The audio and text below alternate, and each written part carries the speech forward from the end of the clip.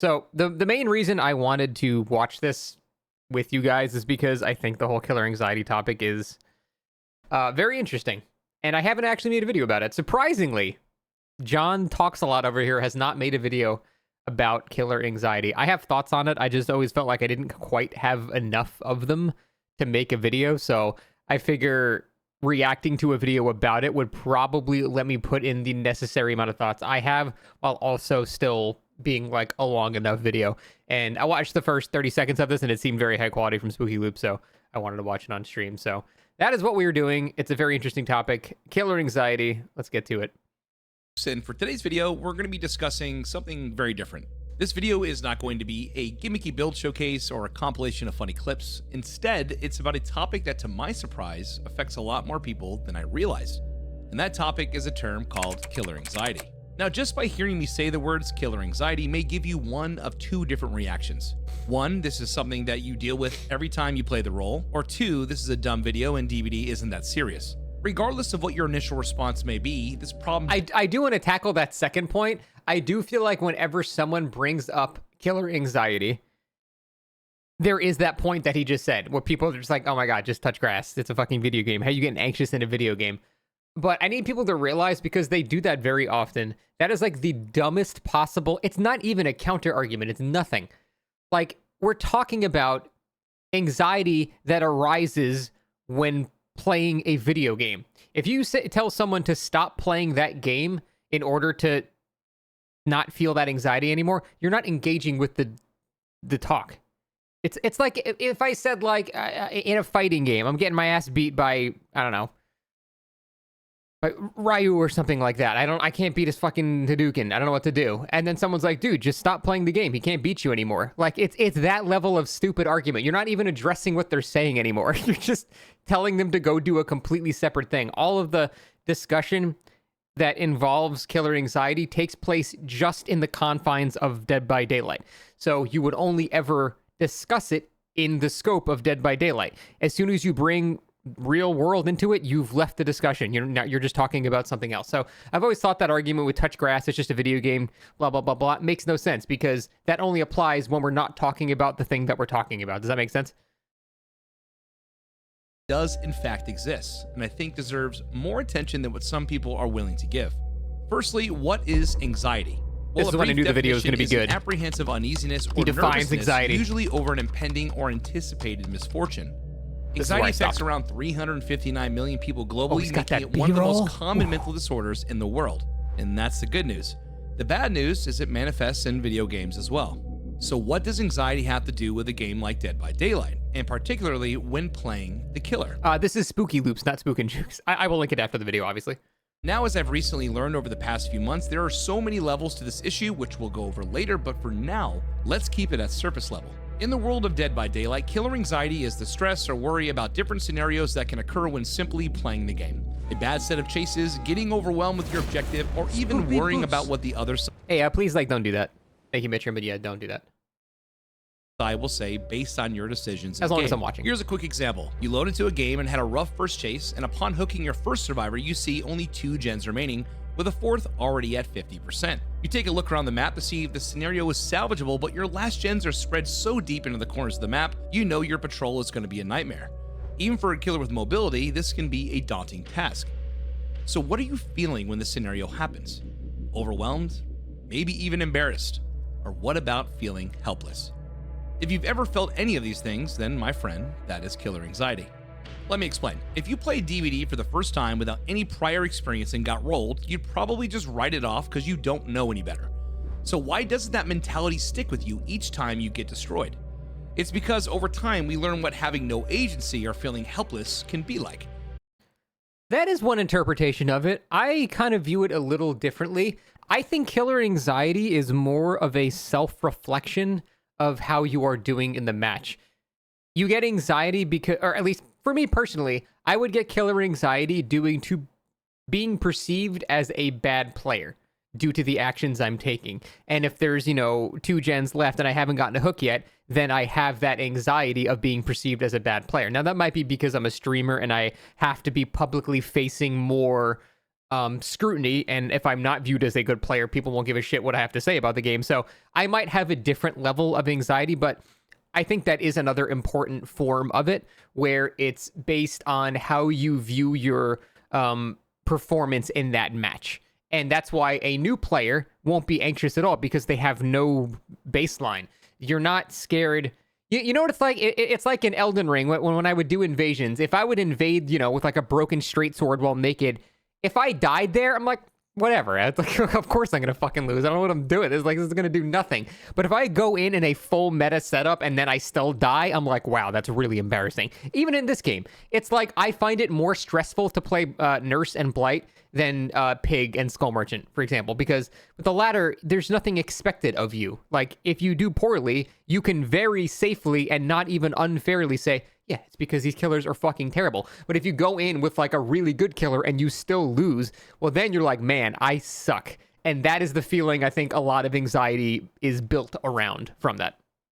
And to be honest, it's fucking awful. It's such an unpleasant feeling that you dread it happening again, or simply just avoid the role altogether.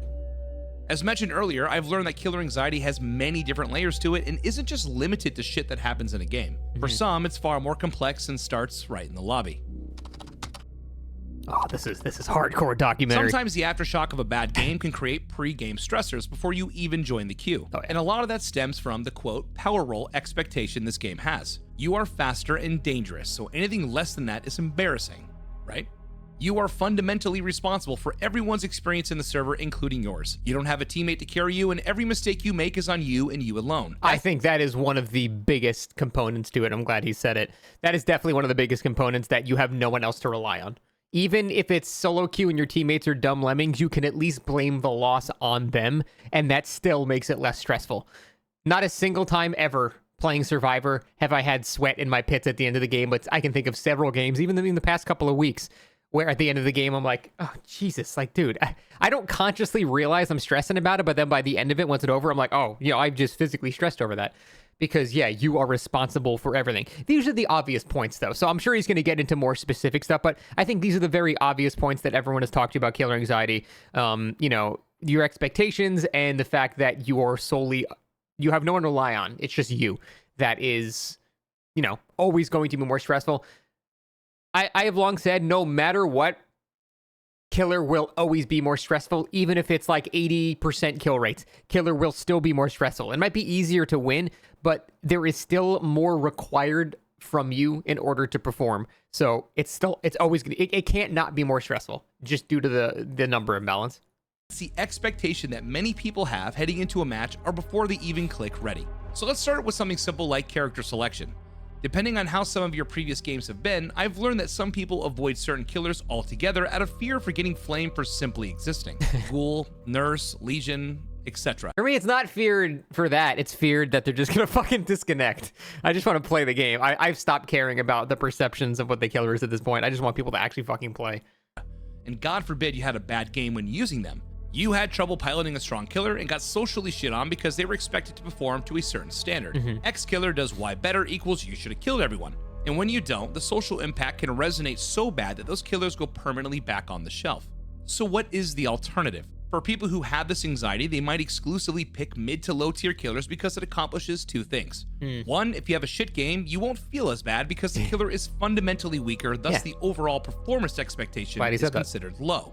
Par for the course. Or two, chances of getting shit-talked or taunted could be lower because you might be perceived as less threatening. I've been playing this game since 2019, and while writing the script, I even realized that this had an effect on me to some degree. In my case, I stare at the full roster of killers and sometimes deliberately avoid playing strong characters solely because I'm rusty and fear having a bad performance in front of an audience, let alone 4 random people in a match. So I tend to stick to my wheelhouse of comfort killers because it's easier than dealing with the disappointment of not reaching the expected result. And it doesn't stop with just character selection. The same thing goes for builds as well. Certain perks have notoriously been perceived in a negative light by the community that you may avoid them entirely. Sure, this perk provides a strong value, but is it worth having an anonymous mode survivor call me a slur for using it? Or I want to experiment with something new. I'm gonna talk about Noed for a second. I feel like Noed is so... you don't complain about Noed anymore. I'm sorry. That perk has been nerfed and nerfed and nerfed. It's still a good perk, but I think if you're complaining about Noah in 2026, you need to just fucking grow up, man. But I don't want to sacrifice my sanity if I can't keep up in the game. The mental gymnastics that some players go through like this is the reason as to why they stay complacent in 2026 DVD. Sometimes it's easier to bring a knife to a gunfight than feel like shit for trying. And all of this is far worse for newer players. Oftentimes, new players are confined to a limited pool of perks and killers that force them to use the best what they have. There's also less expectation on them to win too, though. So they head into a game, usually under-equipped against a team they shouldn't be facing due to current skill-based matchmaking, get walked, and pray they don't get made fun of. I remember a specific instance that happened to me when I was about 1 month into playing the game.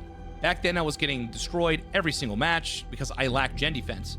So Hex Ruin was a perk I needed to acquire. Unfortunately, earning blood points at the time wasn't great, so I decided to pick up Leatherface because Old Barbecue and Chili was a great way to farm BP. I went into the match with Tier 1 Barbecue, 2 other crap perks, and no one escapes death. A build that fit my current budget. Long story short, I got bent over the entire game, and then the last gen popped.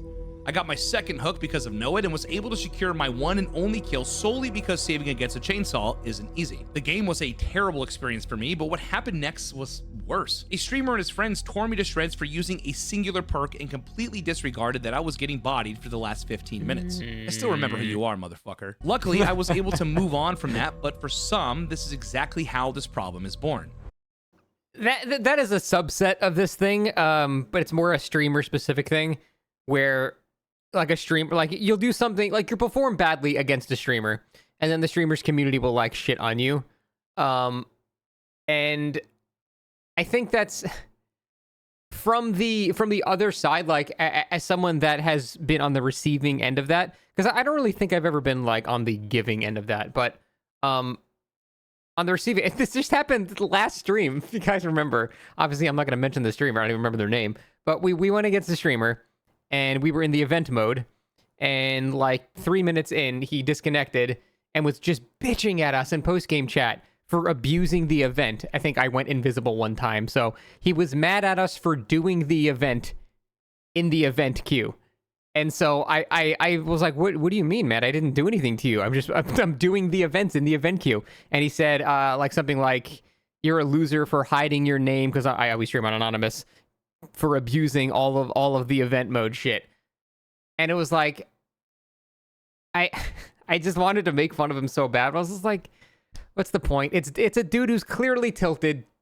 He's gonna probably be embarrassed about it the next day for the shit he said, but I don't know. I feel like that would be easy content for me to make, but it also is like super like low-hanging fruit. Like the dude clearly, we've all said some embarrassing shit when we've been like, you know, tilted before, and I don't know.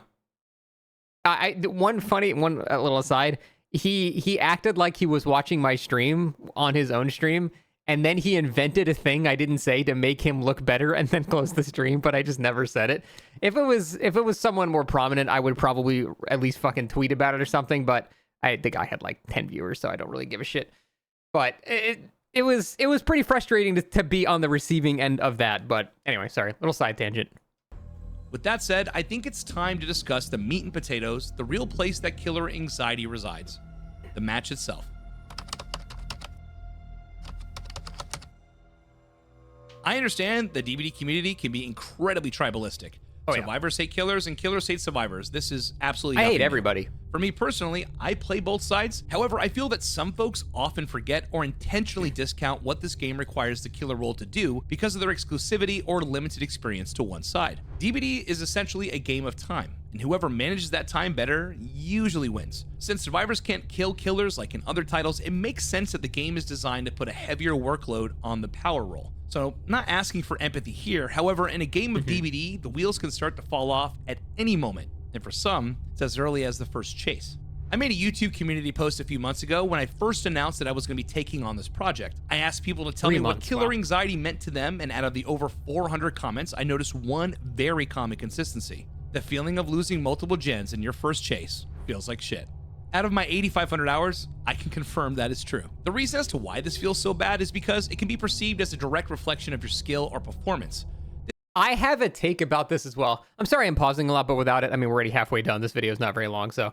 That whole thing where, like, you haven't gotten it down and there's, like, 2 gens left. See, that's not... I'm weird. I don't get anxiety from that. if that's the scenario I'm in, that means I exactly know what my actual I know what everything is. Like I'm aware of how many gens are done. I'm aware of exactly how much time I have left now. The times I get really anxious are when I've been in a game for 2-3 minutes and I'm struggling to down the first guy and nothing has popped. That makes me really scared because I don't have information on anything and some shit's about to happen. It's like being told that you have a bad disease versus not knowing what's making you sick. You know what I mean? Sometimes having the answer, having the exact amount of time you have left with those 2 generators all getting completed right as you get the first hook is less stressful than having no gens done because you don't know what the fuck is going on. And there could be 4 separate people on 4 you could be in a great scenario, you could be in a terrible scenario. And it's that not knowing that actually makes me more anxious. So I think I'm a little weird on that one, but this usually turns into frustration or embarrassment, which unfortunately can lead to helplessness. For people with killer anxiety, this is worst case scenario happening in real time. That feeling of being in an unwinnable situation. The only difference between veteran players like myself and someone that is newer is we're just able to identify it sooner. It also doesn't help that DBD does a terrible job at providing educational tools for anything outside of Hook Survivor, Kick Gen. So it's no surprise that players who invest too much time in their first engagement just get ran over. I have 1.5 generators left. A third of my perks require hook activation, and there are 14 pallets still left on the map. Since we understand that DBD is a game of time, the stress of having a ticking clock in the back of your mind for some is enough to induce actual panic. And sometimes it's hard to step back from the panic or a high-stress environment and think with a level head. It can be very overwhelming and unfortunately usually results in more mistakes occurring. Another complaint I saw were people running into squads who make griefing you their only objective. The quote bully squad is a term made very popular in the DBD community.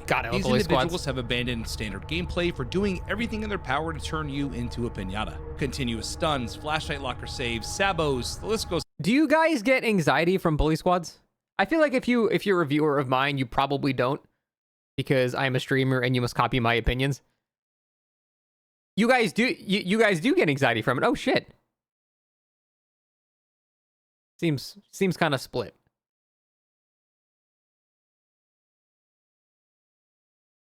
Okay.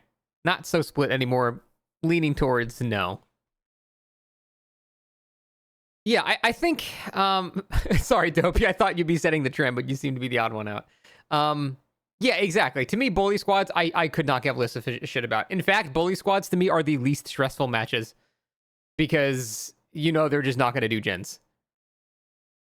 The squads that scare me are the quad toolbox groups that I never even see.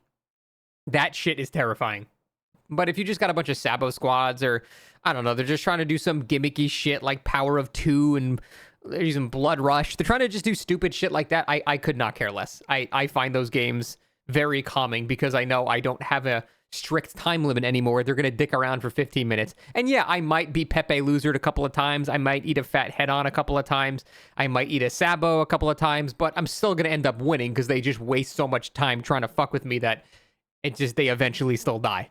Now, I can imagine if you're less experienced, that would feel like a less enjoyable experience. Like if you're kind of newer to the game and that shit's happening, that, to me, a good parallel is how I feel as Killer playing the event, where it's just a bunch of shit that I don't even understand why the fuck this shit's happening, and it's just bullshit here, bullshit here, bullshit here. If you're newer to the game, you probably feel exactly what I feel towards the event as Killer right now, but towards every game. And that probably would not be very fun.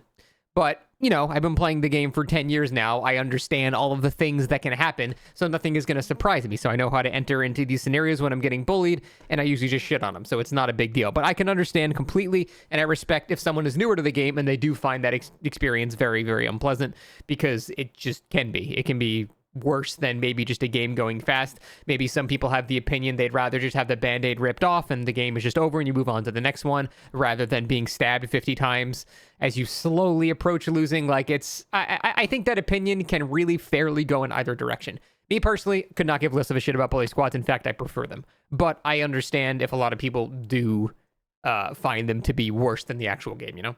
On. Now, the good news is most killers win the majority of these games because these teams don't actually care. But it comes at the cost of being the center point of a humiliation ritual, which leads me to my next segue. One of the things I want to drive home in on this section is most killers just don't feel threatening anymore. This is partially due to the fact that the game has evolved over time. Recent updates to pallet density, busted mechanics, and map design are massive contributing blows to killer agency. Most maps have an increased pallet spawn rate with the goal of eliminating recurring dead zones. This unfortunately means you have way more pallets to break while your target autopilots to the next one. You may have performed a great mind game only to find another filler pallet 6 feet away. More pallets opens the door to longer chases, which cranks the pressure on an already ticking clock. Pair this with somebody who already struggles with macro gameplay, and it's curtains. In recent updates, behavior has increased hook timers, anti-camp measures, longer haste and endurance on unhook, alongside some incredibly strong perks. And all of these affect your agency. The longer a survivor can stay hooked, the more time survivors have to do gens. Securing a hook kill to regain control over the match now comes with a contingency. Too close and they just save themselves. Survivors on hook now have longer endurance and haste. Even if you choose to target the unhooker, more often than not, they're protected because the endurance is weaponized. What about hooking someone during endgame? If a standard 2-person save wasn't difficult enough to defend, adding in a 15-second protective... I have to say, one of my favorite things in the game is when someone body blocks and they don't have DS. I don't really care for tunneling, but oh my god, that's so fucking sweet when it happens. Like, the guy realizes, oh shit, he's just gonna wait here for 15 seconds and then just downs him and picks him back up again. Oh, that's favorite moments in the game when they don't have DS. When they do have DS, then it fucking sucks, but... Survivor can turn a 1k to nothing in seconds. Finally got someone on death hook with 1 gen left? Poof. Shoulder the burden. Pressure evaporated. All these things can make the killer go from a monster to cotton ball and plays a huge role in killer anxiety. You might even ask yourself, well, what do I do now? The sad reality is, what can you really do? At any point in the game, if you start feeling your agency unraveling, oftentimes the best strategy is to eliminate a survivor from the match entirely. It's a lot easier to return the ball to your court when you only have 3 survivors to deal with than 4. However, this brings anxious players to yet another fork in the road.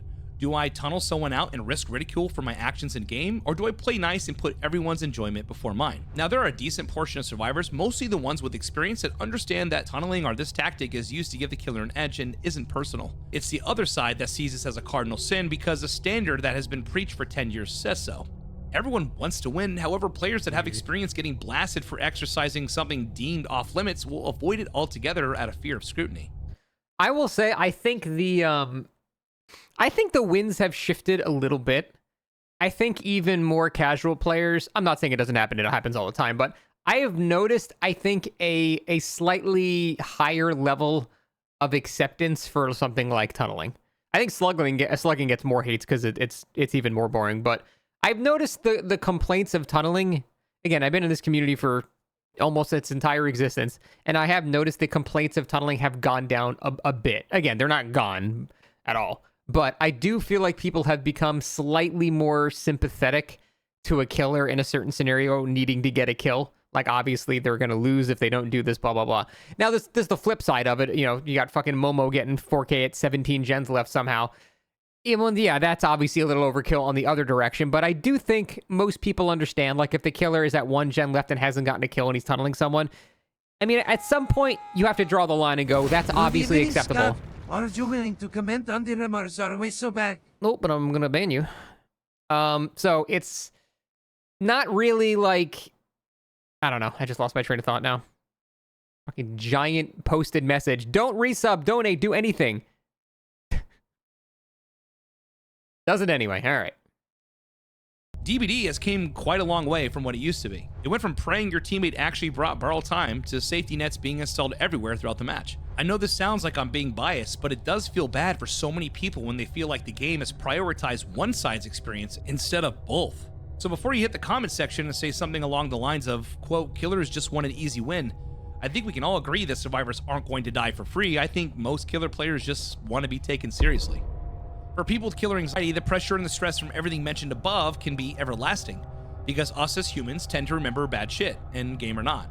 If you already struggle with emotionally responding to having a bad game, you might be one teabag away from imploding. For myself as a streamer, I get see that that one thing is I will never get that.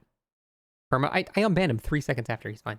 I will never understand the whole teabagging, pissing people off thing. I don't know if I was raised in a different era or something like that, but I could not give less of a shit about people teabagging at all. It is the most inconsequential, I don't give a fuck thing. I don't care if I get humped on the ground when I'm Survivor. It's pixels in a video game, man. I could not care less. Rip flashlight clicking. I thought flashlight clicking was hilarious. Like you'd swing through a pallet and you'd get a hit you totally shouldn't get a hit, and then in anger response, the survivor just goes. I found that shit hilarious. I missed that. But I don't feel like it's nice for me to say, you know, just ignore it, forehead. Yeah, I can do it. Why can't you do it? I'm just saying I don't understand it. I don't understand how someone crouching in a video game can make you more upset than you currently are. I will say, as an aside, maybe to play devil's advocate, I do think teabagging is some pussy shit if you're doing it in a safe area. Like, if you're teabagging at the exit gate, you're a little bitch. But I respect teabagging that happens mid-match when I can still very easily kill you. That shows me confidence of someone that actually thinks, hey, I'm gonna run this bitch. I'm gonna make this killer chase me all game, and they're not gonna do shit about it. I respect that challenge. I'm like, all right, motherfucker, let's go. If you do it at the exit gate, you're just being a sore winner at that point. You already fucking won. Just, what are you proving? You did not do anything anymore. Again, I don't care, but I'm also just like, just leave. It's over at this point. Like, basically, bottom line, my opinion on teabagging, do it during the match and you're a Chad. Doing it after the match at the exit gates, you're a little bitch. Often. I have learned to not physically respond to these actions, but internally, I can start to tilt. Now, don't get me wrong, some teabagging or emoting and can be used to taunt you in a bad chase, but more frequently, it is used to get inside your head or to remind you that you just aren't scary. If this kind of shit happens during the start or mid portion of a game, it's probably just annoying. However, when taunting occurs after it's apparent that you've already lost, it's when some folks take it really personal. They feel like it's getting kicked when you're already down, or rubbing salt in a wound, the extra fuck you from the comfort of an exit gate. Yeah. For some, this type of stuff may not bother you, but for others can feel almost telegraphed. I lost, so here comes the BM. Something I've always found so interesting about Dead by Daylight is the fact that the killer always has to stick around like they're the host at a party. Since the introduction to the abandon feature, survivors can now DC the old-fashioned way or abandon the match penalty-free if they've been downed, recovered, and downed again. Oh, is he going to say that once the gens are power, the killer should be able to abandon? Because I completely agree with that. I don't know why we can't. The safeguard was put into place to combat slugging, however, the killer has no option to formally surrender. Sure, you could DC and hopefully close out the lobby before you catch a GG easy on the way out, but the only time the killer can abandon is when no gens have been repaired for 10 minutes. 10. That means scenarios where the last gen pops after a bad game and you just want to move on and go next, you are forced to sit and wait until everyone else decides to leave. To make matters worse, survivors don't even have to open the gate immediately. Server shutdown has a hard cutoff at 60 minutes, meaning sometimes the killer has to force endgame collapse themselves by opening the door, like a bartender ushering a bunch of drunk people out of a bar. For people with killer anxiety, it's sometimes better to stick your face in a corner than watch 4 survivors celebrate your L in an exit gate. Yeah. Which leads me to our final segment of this video. That's fair. Endgame. Yeah, I agree. Now, I understand that this part can be a little different for players who use console, but something that gets most anxious people even more anxious is once the game is over. The actual social interaction. Every single thing that you have worried about, from sitting in the lobby to how you performed or actions you did in game to how the other side perceived you, is now all open for comment. Regardless if you win or lose, if someone wants to be an asshole, they're going to be an asshole. That's just the internet. A lot of the reasons as to why killer anxiety exists is because it's rooted directly to social interaction. One of the biggest branches in the anxiety tree is just being judged. When people have to speak in front of an audience or perform during a critical moment, the reason why they're anxious is not so much the task at hand, it's how people will perceive them if they fail. So when you play a certain way, pick a certain character, bring a certain perk, everything can be villainized depending on who you're playing against. And to people with this anxiety, these comments carry weight. You didn't deserve that win because you brought X. You played in a way I didn't like, so you should jump off a bridge. It's a little extreme, but yeah.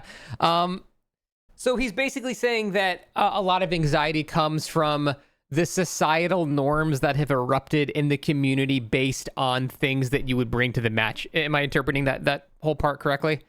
It's based on basically what society has determined to be unacceptable or shameworthy, or, you know, something that you shouldn't feel good about bringing into a match or something like that. And because of that, yeah, it's basically, there's a survivor rulebook. I mean, there's a killer rulebook too, but it's a much shorter book. But yeah, in a nutshell, it's basically he's talking about like the survivor rulebook, and I can understand that. But I personally don't feel it. I can say I maybe sympathize with it, but I don't think I can empathize with that. Because there was a time where I followed the Survivor rulebook, and there's a time like now I don't give a shit about it anymore, and I don't feel like my experiences with anxiety has changed whatsoever. It feels like exactly the same.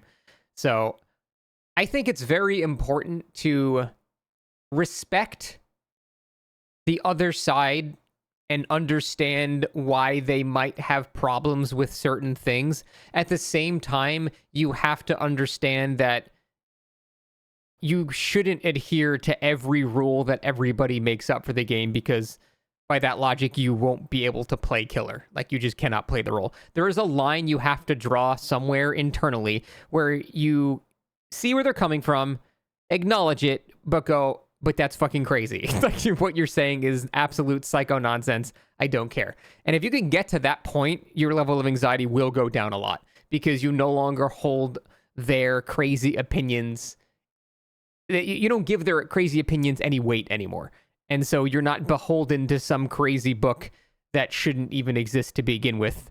But I think for a lot of people, it's hard. And I kind of want to turn it to you guys. Why do you think it's hard for some people? Like, why do you think it's hard for some people to, like, pretend that the Survivor rulebook does not exist? And I know it's existed for a while, so maybe, like, they think it's just, like, a base thing of the game at this point.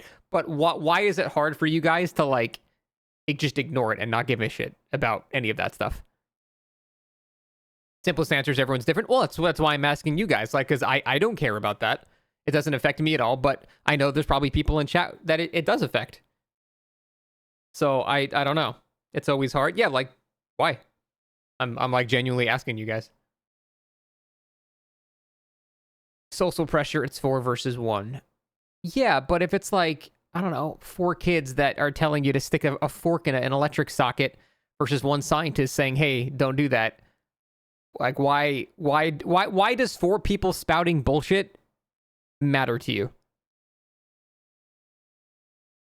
I do think it's a sliding scale, by the way. It's like there are literally caricature people that are just like, if you tunnel off hook 1 time, you were Hitler. There are people like that. Wait. Spooky said earlier in the video, some people place an emphasis on the other player's fun over their own. See, that I think is insane. I don't even do that. I'm notoriously, at least for most of my time playing this game, good guy Scott when I play killer, trying to 12 hook everybody. But I don't put their fun over my fun. All I said for the past 9 years is I understand and I try to let them have as much fun as possible while still winning. Still, me winning and having fun is the most important part of me playing every single match. If I can win while getting 12 hooks, I will be happier than if I win with 4 hooks. But at the end of the day, I'm still trying to win. My fun is more important than everyone else in the lobby. Just like all of their fun individually is more important than everybody else in the lobby. That's not like selfish or anything. You're playing a player versus player game. You're supposed to put your enjoyment over everybody else's. I think where people get lost is when you show empathy to the other side, they think that you means that you're just catering to this book. You can understand it, but not adhere to it, I think is the best way to do it. You can get and understand their frustrations, but also say, I understand getting tunneled in this scenario sucks, but I'm going to lose if I don't, so I don't give a shit. You're dead now. That's basically where I'm coming from.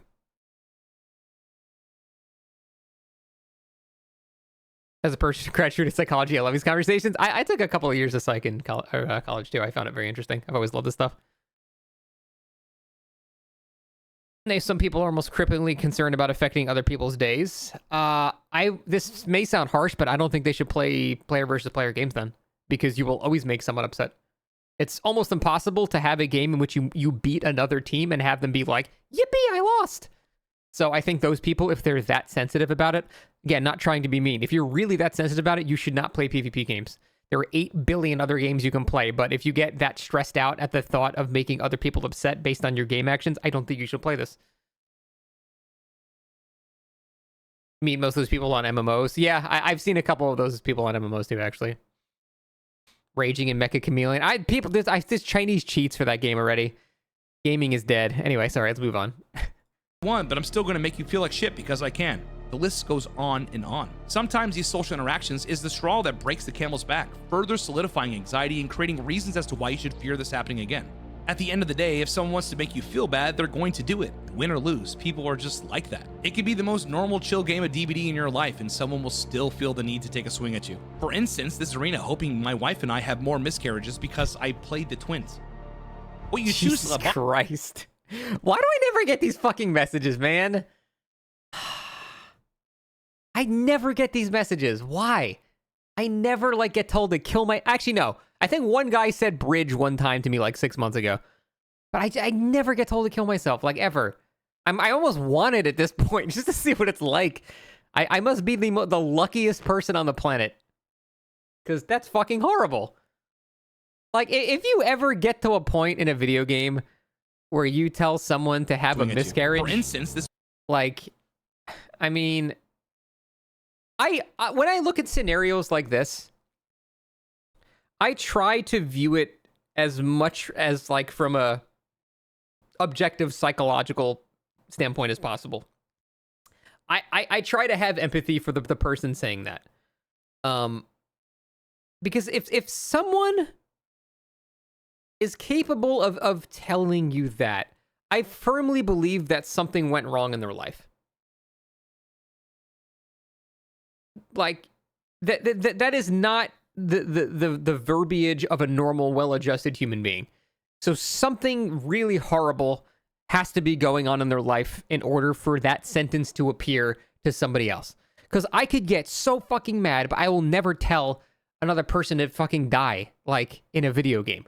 I could be like, this game's bullshit, God's a piece of shit, fuck this game, blah, blah, blah. But I don't, because I'm normal, I'm never going to have that feeling come out. And that's why, like, when that happens, I try to understand what's going on. Again, I'm not like a licensed psychologist, so I can't just sit there and do therapy for them. But that's like, I try to understand why these people are like that.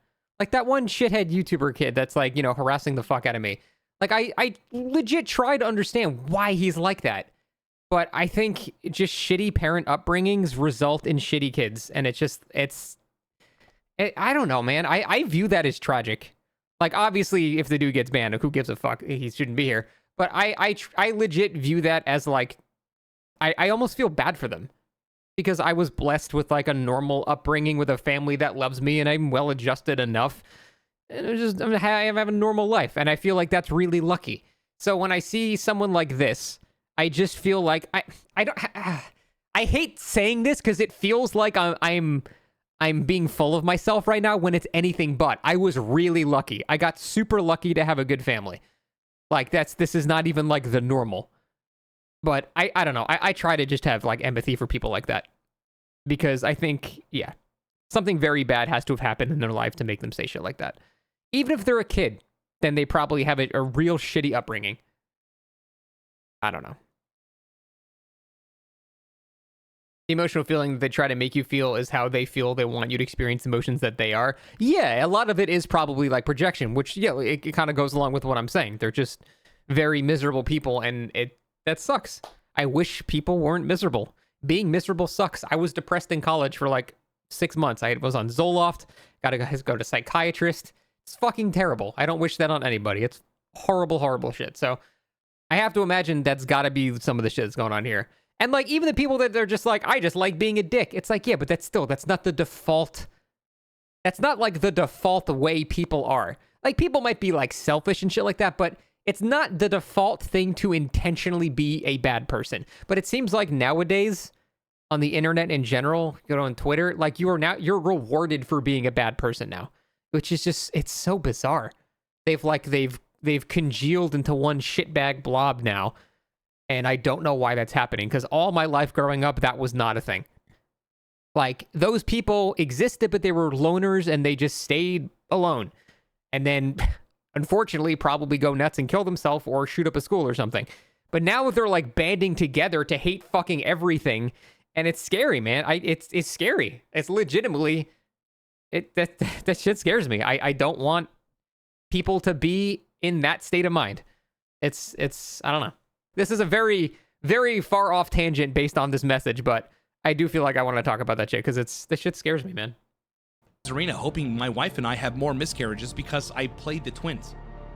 What you choose to let bother you is different from one person to the next, and I'm not by any means a psychologist, but if I had to guess, a lot of the reason anxiety exists in a game like DBD are due to external factors as well. Some people deal with depression, chronic stress, maybe even a shitty living environment. So when they choose to fire up a video game to take a break from that reality for a little bit, they're already pre-exposed to certain stressors. And after a while of dealing with some of the things we've discussed today, it's only a matter of time until those things start to bleed over. Yeah. And that's pretty much it. Well, there you I go. want to apologize for my delay on making this video. When I first started scripting on this topic, I originally was going to take the approach of highlighting a specific problem and then providing ways that I thought you could fix them. I realized that not only was I being dismissive about certain points, but I was also super discounting certain issues because they didn't personally bother me. So I wanted to take my time with this and research as much as I could to make sure I was bringing awareness to this problem with as much respect as possible. I reached out to my YouTube and Twitch communities for testimonies, spoke to other creators, and applied some of the things I learned from therapy. And to be honest, I was pretty surprised at all the different layers this problem has, and even more shocked how many people it actually affected. So what can be done? I'd like to see behavior implement a couple of things that can assist in making this role just a little bit more enjoyable to play. I think giving killers free corrupt intervention can help offset early match stressors while not breaking the game. Warm up. Allow killers the option to surrender and go next once the last generator is completed. For someone already having a bad time, getting them into a new experience sooner than later will help overall session moods. Better new player tools for both sides when learning unfamiliar content. And this may sound like I'm sheltering, but endgame chat is just pretty useless. It's either no one uses it, some lucky instances of good sportsmanship, and the rest is just garbage. And of course, just standard balancing, but preaching to the choir there. If there's anything you can take away from this video is just remember you're not alone. I play this game for a living and I get shit on all the time. And there are so many more people out there just like you than you realize. So keep this in mind. Some people may hate a specific killer, a perk, or playstyle, some may not. With so many different possibilities of things that can make someone upset, it is tremendously unrealistic for you to accommodate to everyone's preferences. Try to enjoy the game you paid for. Thanks for watching. That was a great video. That was a very what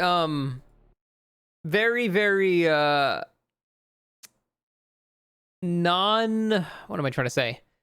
Very non-confrontational. He took a very safe, passive discussion because that's probably the smarter choice because like he kind of touched on there, just because like, you know, if someone teabags on me, I'm like, I don't give a shit.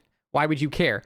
If you say that to someone that gets, you know, emotionally upset with getting teabagged, all you're doing is just being dismissive and you're being a dick. So I think how he handled that was super good. He just went over the main points, but didn't tell you you're really wrong for having those feelings or some of them are silly. Because one of the worst things you can do, like as a, you know, if you're trying to act like a psychologist, is minimize people's feelings about shit like that. That is always a terrible idea. So I think that was really well done. And I think the only thing that I would like want to see more there is ways to sort of address that. He basically labeled every type of problem, but didn't really give like any kind of solution for that. Probably because, as he said, he's not a licensed therapist, and that's probably not something that you know, someone like that should be doing, and that's completely fair. Now, I am also not a licensed therapist, so I'm going to go ahead and suggest things. But I do think a major way to fix it is closing post-game chat. Closing post-game chat, I think, is a very safe thing to do. It stays closed. You will just never see anyone talk in your chat ever again. So that's where 99% of the shit talk in the game comes from. And if it very heavily affects you there, just turn it off. So yeah, you barely see GGs there anyway. It basically exists just to piss people off. So I would say turn post-game chat off. That will help you out a lot. Now, some people take it outside of the game. If they message you on, like, you know, PlayStation Network or something like that, then it's up to self-control whether or not you want to read it. Knowing me, I have no self-control. I would, of course, read it. So I can't say that that's great advice there. But really, I think the correct response here is there's nothing wrong with it, I think. There's nothing wrong with having a bit of anxiety when you play the killer role. I think there's this sort of like stigma that it's embarrassing or that, you know, you're making, because some people do make fun of it, right? Some people actually, you know, say what we said at the beginning of the video, just touch grass. It's a video game. Who gives a fuck? And I think that there's a slight amount of truth there, but like I said, that's dismissive and doesn't actually address the problem in the game. I think the simple answer is some anxiety is actually okay. I think some anxiety in this role is completely fine. If it's like ruining your day kind of thing, if you get off of DBD for the day and you're in a bad mood, that's obviously going too far. But I think if you're stressing out during tough matches, you can't really fix that. I don't think there's any curing of that. Even people that are much more laid back like me, like I said, every once in a while, I will play a game where I'm like, I might lose, I'm very close to it, and I'll notice my pits are sweating the whole time. So afterwards, I'm like, oh shit, that was actually pretty stressful to me. But, you know, you just can't let it like leave, you can't let it leave the game. One argument many killer mains could be the standard set up by killer main streamers for years now, with higher win rates, and say people, recent changes helping survivors had probably that's been brought down for the average killer player, while streamers having a lot of hours sometimes have maintained somewhat. Oh, okay. So you're basically saying that people are using streamers as standards, and because most players can't get to those standards, they assume they're performing badly, which causes anxiety. I think there's probably some truth to that. The only thing I can say there is that's obviously silly. If you, as a casual player with 100 hours, are comparing yourself to someone with 15,000 hours, that's like entering a middle schooler's NBA game, and then after one game being like, I'm not doing as good as Michael Jordan. That you gotta just understand you're being very silly there. That's obviously a ridiculous comparison. And I know one of the things you're not supposed to say to people feeling this is you're being silly, but that truly is being silly. You are comparing yourself to people that have literally like 1,000 times more experience than you. You're not supposed, if you did as well as them, something is very wrong. You're cheating, or it's like the killer you're playing, or you're Crossu like before nerf. So like, I hate calling and dismissing things like that as very silly, but that I think is very silly. You should never compare yourself to streamers that play this game literally for a living, for any game. This is not even DBD. This is any game that exists. Never ever compare yourself to them. That is just so pointless. It's subconscious, so that point doesn't make much sense unless they're consciously doing that. Okay, well, the first part to fixing that is acknowledging that that could be happening to you. And then if you don't just sit there and internalize it and you try to externalize it, then you'll understand it's a problem you can fix, because you're just basically having completely unrealistic expectations. But I do think when you play killer, you're always going to be more stressed no matter what. You're always in charge of more shit. Even if you're winning, you're just still in charge of more shit. You have no one to rely on. Just by itself, that's going to give you more anxiety. That's why I say I think it's normal to have killer anxiety. I don't think it's ever going to go away. I've never seen a killer player play more than 20 games where they're not a little stressed in a couple of their games. It's very, very normal. And I think maybe by telling people that it's normal, there will be less shame involving it as well, because, again, it happens to absolutely everyone, even people that are very laid back about games like me nowadays. I still get stressed out every once in a while, too. So it absolutely happens to everybody. I think the only suggestion he made, I question, is the abandon after the last gen pops. It's way too easy to feel frustrated insta abandon. Feel like maybe being tied to EGC, you have to time it. Yeah, I mean, I would say once the gates are powered, that's probably the good one. Then you should be able to abandon. Because in that scenario, I mean, yeah, like the game's over. But I honestly think it would be fine if you let the killer abandon when all the gens are done. Because that would be a call that you make. If you know you're just fucked and there's nothing you can do about it, or maybe you camp one kill or something, at that point, just let me go next. Like, I'm not going to suddenly get 5 more hooks in the next 40 seconds, so. Anxiety can make you perform better as well. Makes you lock in more. It does focus. It's sort of like an adrenaline rush, but a negative adrenaline rush. But that does come with increased response time and shit like that. So yeah, there's some truth to that. Can I pog out some more and do some more bat chesting? Hold on, I gotta get a thumbnail for this. There we go. We'll use that one. You love an abandoned feature because your time gets wasted so much with people chilling at the gate waiting to rub in the win. The only solace I take into that is you're always winning that time loss, because, for every 1 minute of time you're being wasted, you're wasting 4 minutes of time for them. So if they make you wait there for 2 minutes, they've wasted 8 minutes total. So you still win. Like, you're still wasting more time than they are, or they're wasting more time than you are. So I typically don't care about that stuff, but yeah, I think you should be able to disconnect there as well. I think that's completely fine. Whenever I play killer, the only anxiety lasts for a couple of minutes. Depending on the game, I start going confidently or playing dismissively. Oh, like if you know you've lost, then you sort of just like mentally check out to not be like attached to it anymore. Yeah, I think I've done that a couple of times too. Sometimes matches are so far gone, it's not even stressful anymore, because a lot of the stress comes from not knowing what the outcome of the match is, but sometimes you're like, okay, I have 0 gens, I have 0 hooks. I know the outcome of this match. It's not stressful anymore. Like, I know what's going to happen. I'm going to lose. But, yeah, any other points you guys would like to add? Because I like I said, obviously throughout this video, I've had thoughts about killer anxiety, but I thought what Spooky said was actually very good. I don't have too much to add to it. It was just a very well-made video overall. I'd argue that the stress on killer for this game is different from other PvP games. I'm trying to think of all the other games I've played. No, not really, actually. You would think the asymmetrical nature would be, but I'm trying to think like, well, no, I guess it is. I was thinking when I was playing For Honor, but the first memory that popped up was I was in like the finals of a tournament in San Francisco on a broadcast Ubisoft stream against Cypher PK's Warlord, and I was playing Orochi, who sucked ass, and we were like 2-2. I was really fucking stressed. So, but that's like a very specific scenario. So no, I think DBD is more stressful due to the fact that I have no one to rely on. More nerdy things. Hey man, that shit was cool. Yeah, that's more tournament anxiety than anything. Not more stressful in Dota or League. Those chats used to get spicy. I mean, those chats getting spicy doesn't necessarily mean people are more stressed out or anxious playing it. I think DBD probably is the most anxiety-inducing game I've played. But it's not a very high level of anxiety. It's like, it's the kind where I notice I'm sweating after the match. But it doesn't, like, you know, give me panic attacks. I'm not, like, stressing about it like that. It's just like, oh, this wasn't a nice chill experience. I play video game, man, I'm 87 years old right now. I play video games for nice chill experiences.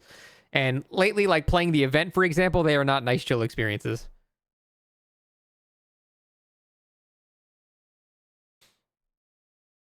If anything, people use chat and MOBAs to vent out stress. Dude, I actually wonder if post-game chat in DBD would be way more tame if there was in-game chat. It probably would be. Because the only place you have to talk is at the end of the match, and you basically blow all their load just all at once, instead of like having a constant trickle of bitching. When you know you've lost the skill, you just gook around going around breaking things and trying to chase to learn to get better. God, I don't have my glasses on. I can't even fucking see right now. Here we go. See, I'm not really like that too. If I'm like very clearly losing a killer, I get kind of dejected, and I'm just like, all right, just fucking win. Just let me go on to the next one. Why is the event stressful for you? Because matches for killer become stressful. Oh, because difficult matches become stressful. If you're not a good enough killer, every game is like that. Yeah, but then again, there's also the counterpoint there that they're stressful because you guys expect something of me, because I've been playing this game for almost 10 years. You expect a certain level of performance. If you're just new to the game, there's no expectations on you. So yeah, it's more stressful because you're struggling more, but then it's also less stressful because there's no one expects anything of you. You're not letting anyone down if you do badly. You're expected to do badly. So it's kind of just neutralizes that argument, I think. SpookyLoopz is reacting to my reaction. Oh, perfect. So then we can react to his react to my react. Oh, hell yeah. How deep is this gonna go? Hold on. Oh, yeah. This is that good shit. This is that good shit. This is the guy who's obsessed with True Talent. Classic. I don't think I've mentioned True Talent in 7 years. Okay. All right. We're going deep now. This is perfect.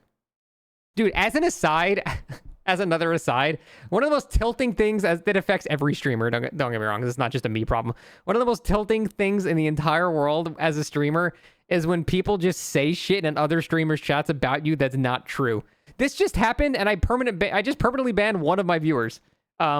This just happened like yesterday. Someone in Zubat's chat was shit talking, saying that I said that the event mode is impossible to win as killer, when I just didn't say that. And then I think he didn't expect that I was in the chat, so I said I didn't fucking say that. And then he walked it back like 3 separate. No, I'm even gonna show you. I'm just gonna show you it, because it was just so annoying. Well, hold on. I'm gonna. This is the end of the video here. This is the end of the video. We're going so far off topic now. All right. Thanks for watching. Bye.